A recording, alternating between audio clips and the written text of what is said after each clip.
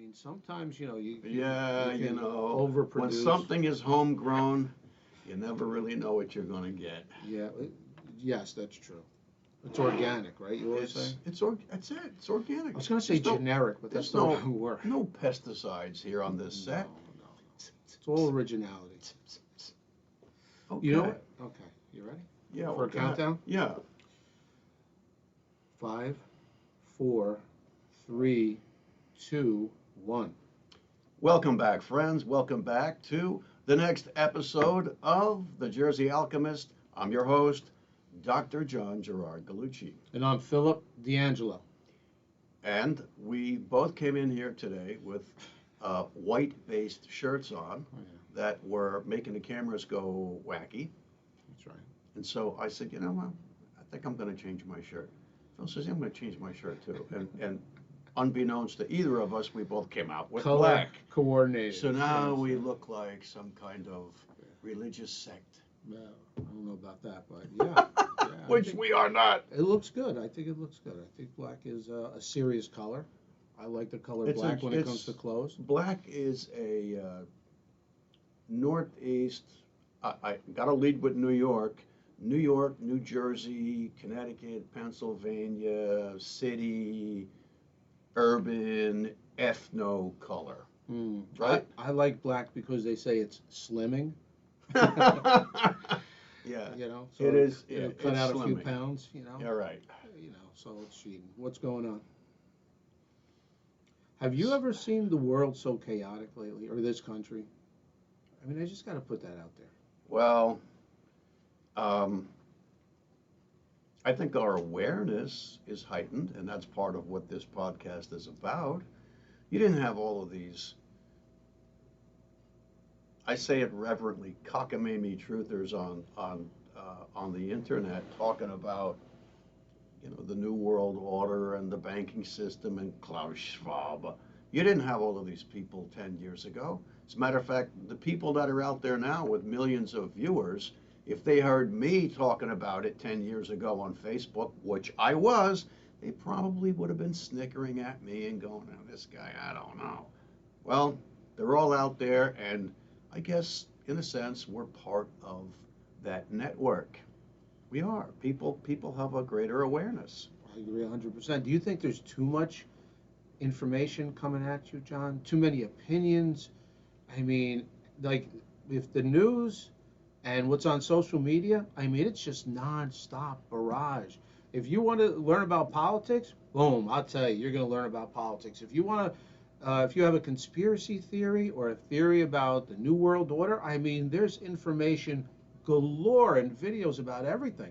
It's nonstop. I think that's a natural product of the system, and here's what I mean by that. If you want to put across a non-truth as a truth, something that seems self-evident to the masses, if you say it enough, and if you shove it up people's asses and down their throats, and you put some douchebag like Brian Stelter or Don Lemon behind it, and they say it with authority, we are the most trusted name in news. What a crock of shit that is, right? But if everybody's taking that first step in brainwashing and they say, oh, I got a Roku and I got to pick the channels that I want. Oh, CNN, because Bernard Shaw took us through Desert Storm. I love Bernard Shaw. Well, I loved him too, but you know what? That was 1991, and I don't know where he is now. God bless him. But you know what? None of the mainstream media network news outlets, the only thing that they're reliable for is for lying to your face. Lying, right? Lying, pants on fire. Look at Don Lemon. Oh, the most dangerous people on the planet are white males. Oh, really? And that's why you go home and snuggle up under the covers with a white male every night, you little twit. And that was the vanilla version. He's not so dangerous, I guess. But I don't know. He remember. must be a real killer, a real plunderer under the sheets. Rem- Hey, remember, Don, screw you.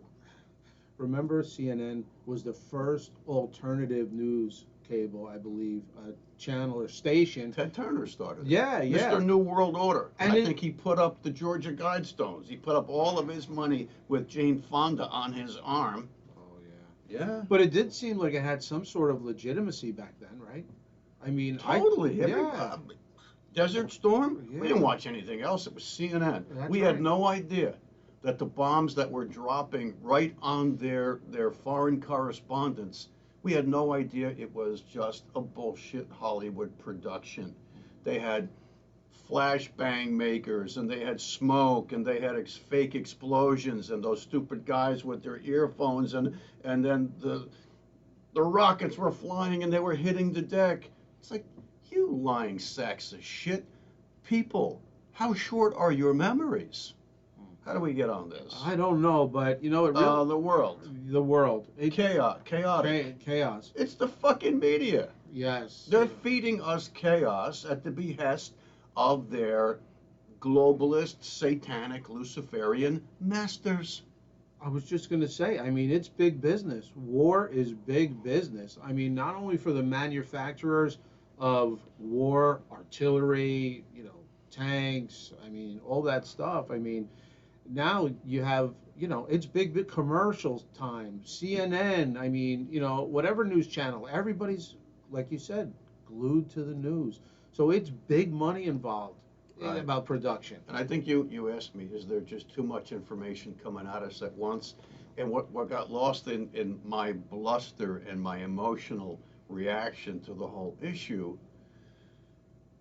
if you want to put across a load of horseshit and paint it as the truth, you have to just hammer it. You got to nail it relentlessly. You got to shove it up and down, up and down. You know, it's like throwing a left hook and then an uppercut and then an overhand right. If you keep plundering your audience, the people of a nation, the entire Western civilization, and if you keep at it long enough, and if you say it with authority, then the load of horseshit that you imported on a top loader becomes the truth. And then they've got you, because now you believe anything that they want you to believe would be the truth. So the only way to push back is for the little people like us to pop up. You know, like there's that whack-a-mole game again. You know, it's, hey, did you see that guy calling out Tony Fauci? He was calling out Dr. Fauci. Dr. Fauci's been around since before the AIDS issue, and we listened to him because he's such a learned man, and he's a doctor. That little rat-faced bastard from Brooklyn never took care of a single patient in his life. He's a lab rat. He's a rablat. That's what he is. He is a rablat. And you know something? He doesn't take care of patients. He's just telling us what to do. And then people like Donald Trump get co-opted by him and his bullshit, and Dr. Burke, and all of a sudden you've got, Saturday Night Fever on stage. They're all doing the bullshit dance. And why are they doing the bullshit dance? Well, what's the big thing in the well, I can't say it's in the news, but it's all over the alternative media that apparently there's this movement of $350 million toward that little rat-faced bastard from Brooklyn with his glasses telling us all what to think. $350 million? What's that all about? Wow. What is that all about? Transfer where? It's headed towards... No, it's happened already. Somehow or another, there were $350 million made its way to him. And then you get that other douchebag putting his glasses in. There'll be no going back to normal until everybody gets in line and gets this. Yeah, really? And then just within the last 3 weeks, there'll be another pandemic coming up. Oh, it's going to be more transmissible. It'll be more virulent. It'll be more deadly. How do you know this? You big tech piece of shit. How do you know that? How do you know that? Good question. I don't know that. I'm a physician. Yeah, for years, for decades, I'm a physician. You could speculate what might happen, but you know something? Before 2 years ago, when did the West really experience, quote, a pandemic that shut down everything, that destroyed people's careers, that took their paychecks away, that locked them down, that had thousands of people commit suicide? When was the last time that happened? The Spanish flu in 1918? And 1913. and now here it comes, one after the next, and we have some piece of shit like Bill Gates telling us all when the next big one is going to hit, and it's coming soon, and it's coming this summer. It's like a movie. It's like a movie trailer coming to theaters near you, August of 2022. The great fourth wave. Screw you, Bill Gates. Wow. It's like a big marketing campaign, John. Everything is marketing, whether it's promoting a war, promoting a pandemic.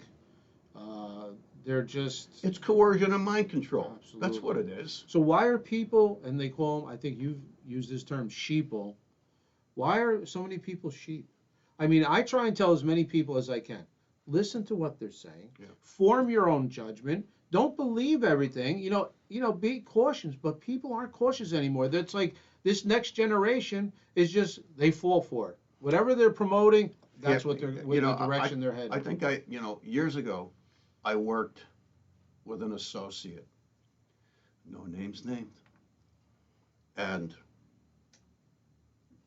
as far as I'm concerned, he was a psychopath. And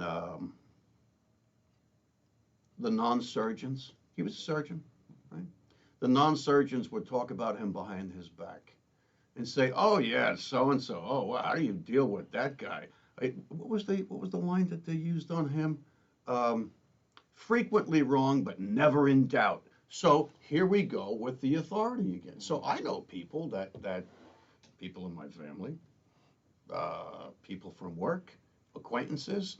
Every time they speak to you, their psycho agenda inside, whether they're narcissists or sociopaths, is to convince you that what they're saying is the truth and they have a leg up on you. You know why they want a leg up on you? You think it's to get ahead of you? No, they want a leg up on you so they can piss in your face.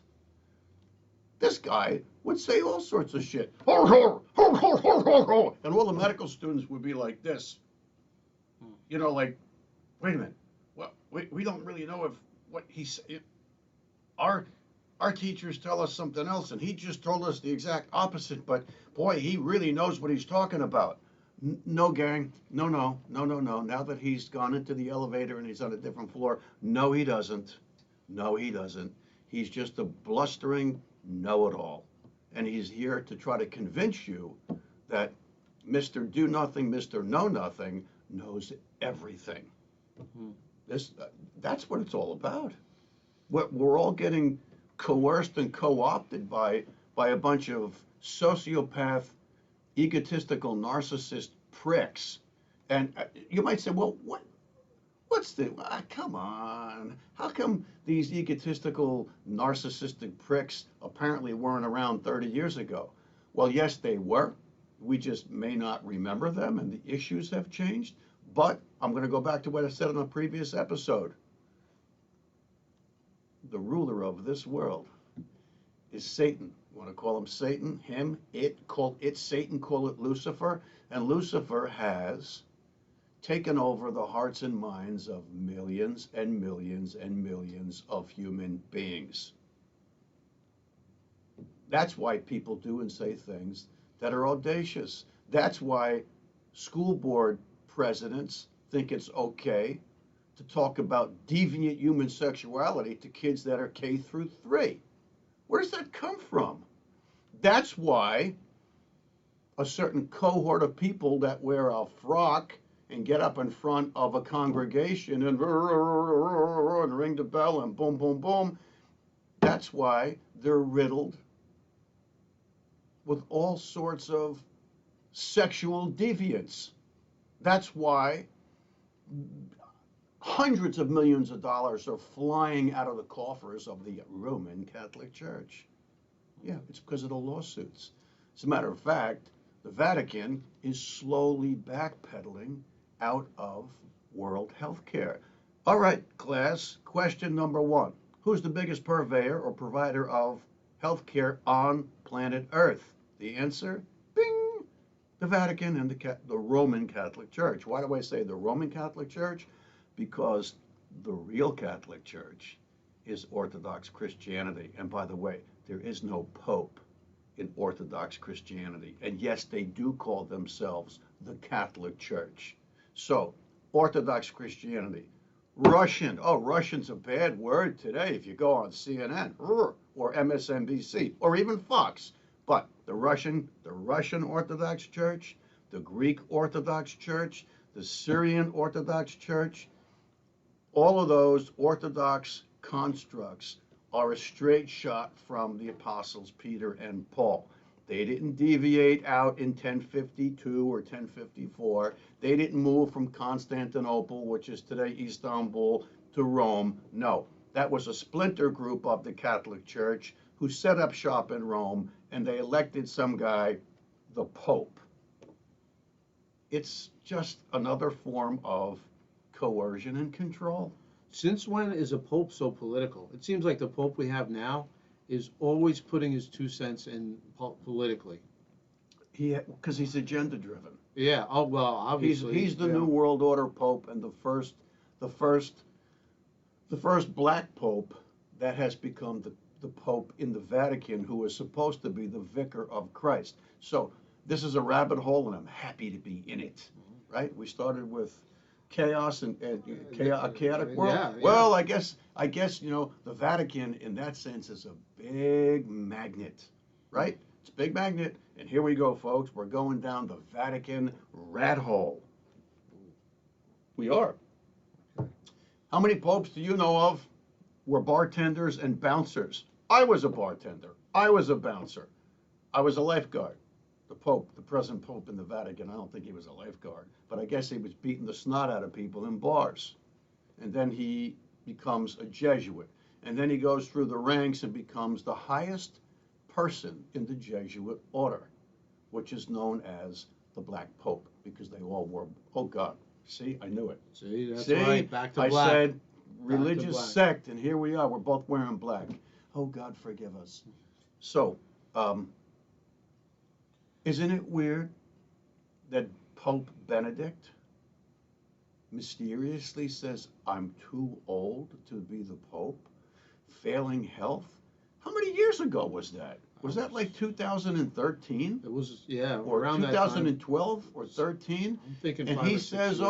oh, thanks for the memories, guys, but I'm a little too old for this Pope thing, so I'm going to go retire to Castle Gandolfo in Italy somewhere.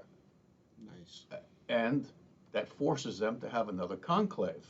And then we wait a couple days, and it's the black smoke, and the black smoke, and then, oh, it's the white smoke. And they pick this guy, the first Jesuit ever to become Pope of the Roman Catholic Church.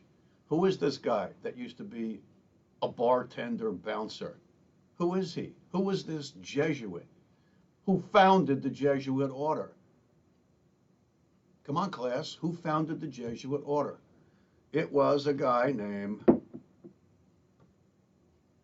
St. Ignatius of Loyola, who was originally Jewish, and in order to, quote, escape the persecution of the day, went underground, went into his own rabbit hole, and came up as a Catholic. Came up as a Catholic, that's right. And founds the Jesuit order, the Society of Jesus. I don't know. Jesuits have been tossed out of, I think, 170 countries all over the world through the years. Yeah, oh yeah. And who has co-opted and basically runs the entire university educational system in the United States and Canada? That would be the Jesuits. Altruistic son of a guns that they are. Wow, that's really interesting. So this Pope, who's opinionated, is the first Jesuit Pope, sticks his nose into politics. When's the last time when's the last time you saw a Pope walk up to a crowd of well-wishers and fans behind a gate, behind a fence, behind the ropes, and a woman grabs his hand, and because she holds it 2 or 3 seconds longer, he hauls off and he Will Smiths her. Pow! Right on camera, right on Is that international. true? Wow. Oh, we'll look it up after this. I've seen that. Absolutely. Oh, yeah, I can't say. You know what? Maybe Will Smith poped Chris Rock. Poped him. That's what happened. Wow. Yeah. No I kidding. mean, what pope does that? That's He's got his own agenda, and then he sits there in that throne, that weird throne, which is supposed to represent the resurrection of Christ. Really? And it looks like a spooky haunted graveyard with dead tree branches everywhere. That's where you sit. And what about your audience hall that's designed as the head of a snake? Come on, guys. Come on. Catholics all over the world need to make a change, and it starts in the Vatican. Well, I'm hearing more and more things when he does make a statement. A lot of people are really questioning his motives and the Pope. It's not just me and you on this podcast. I mean, there's really people like really concerned. Like, who is this guy? Like, obviously he's not like other popes, And Not like other popes. Yeah. Well, he's more outspoken than other popes. Is that the right word I'm looking for? I guess he is. More opinionated. To be honest with you, look, the first recollection of a pope was the guy that was right before Wojtyła, or we used to call him Wojtyła, right? John Paul II, the Polish pope, right? It was the guy right before him, and I think it was Pope John. And he was only in what, a couple of days or a couple of weeks, Yeah. and he started bucking the cardinals and started manipulating their vacation time. The next thing you know, he's dead. Wow, they take their time serious. That's the truth. Wow. It's not a joke. Please, gang, homework, look it up. Look it up. Was it a suspected offing? Absolutely a suspected offing. Yeah. He didn't die of a stroke or a heart attack. He didn't die of natural causes. That's another crock of bullshit. John, how many differences are there between an Orthodox Catholic and the Roman Catholic? Oh, that's a huge.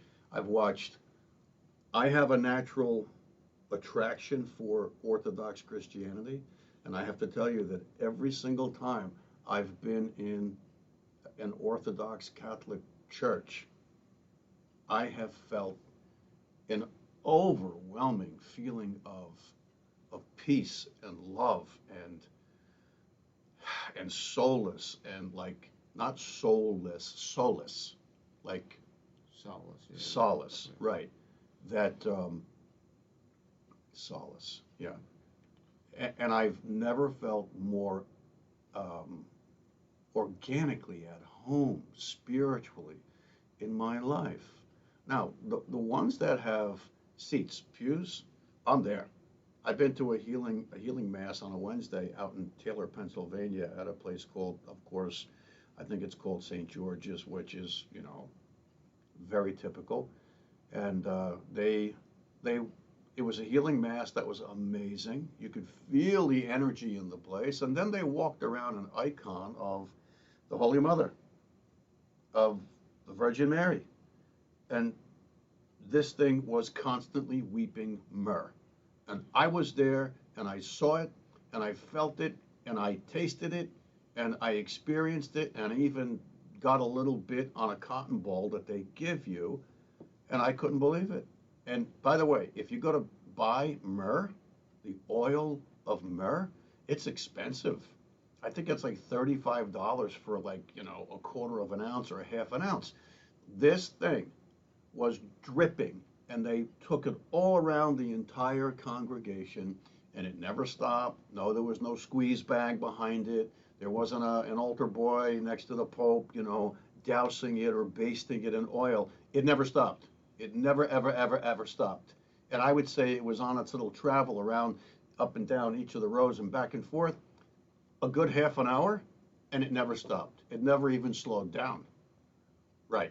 And I had some right here at this, right on this table behind me. I had that little bag with me, and I was just completely amazed by the experience.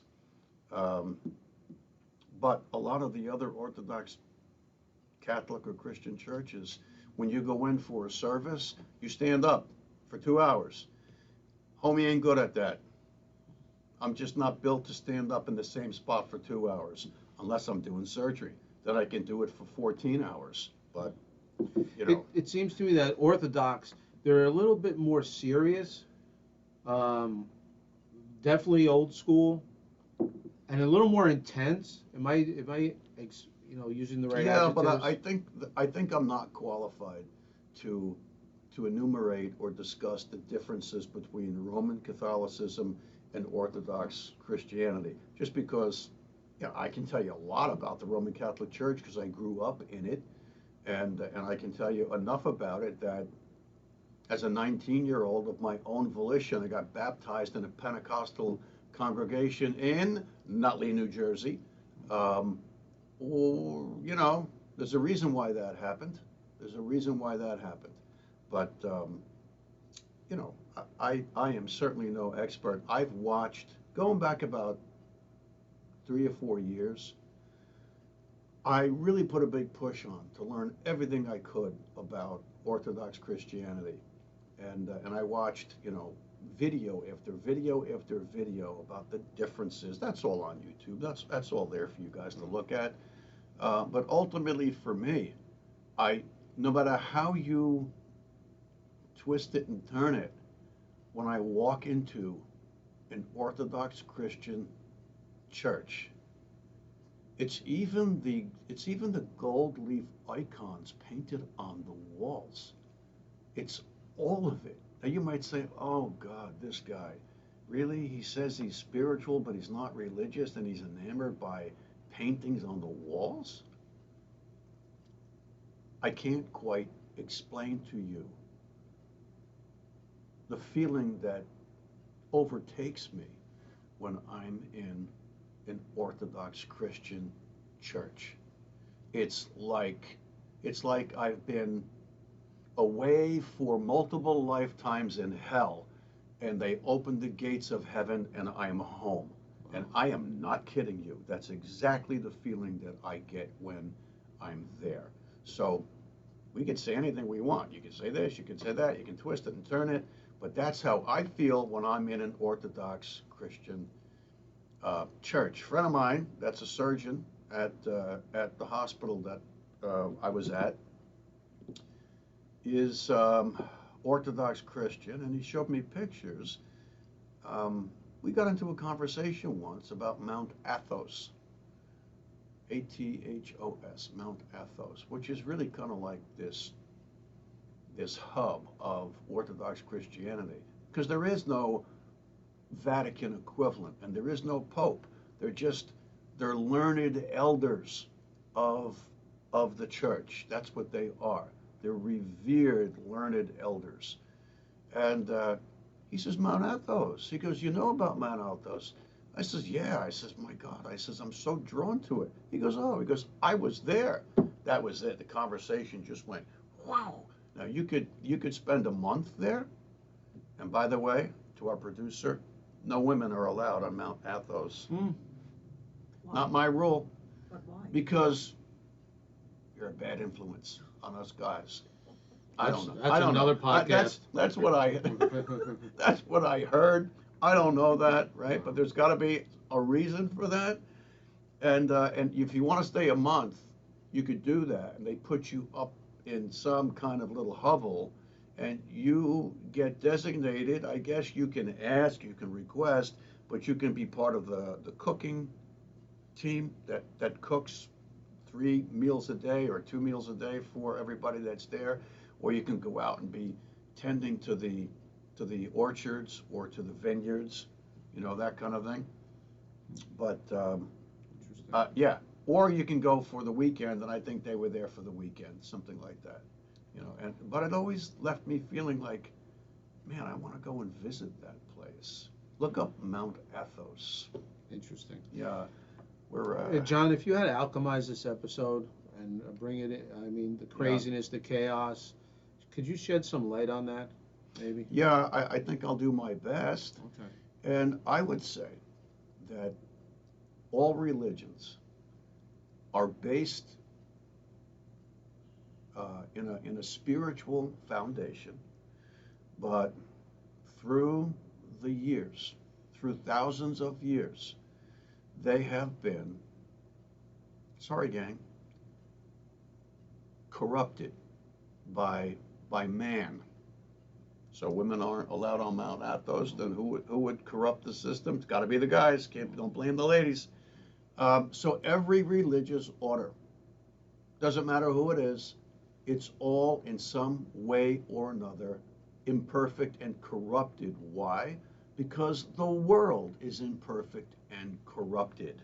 It just is. In sin and error pining. Those are the words from O Holy Night. Yeah. The world awaits in sin and error pining till he appears, and then the soul feels its worth. The soul felt its worth, right? A thrill of hope, the weary world rejoices. Those words of the song that's played at Christmas, O Holy Night, it never escaped my heart. How do you alchemize spirituality versus organized religion? Understand that religion should be used, in my opinion, like a well. And when you thirst, you go to the well. Don't drown in the well. Don't get pushed head first down the well. Send your bucket on a rope down into the water and pull up the bucket and drink from the well. That is religion that may serve to connect you to your brand of spirituality. I don't believe that any one particular religion has a leg up on the others. I just think that they should be used as a help.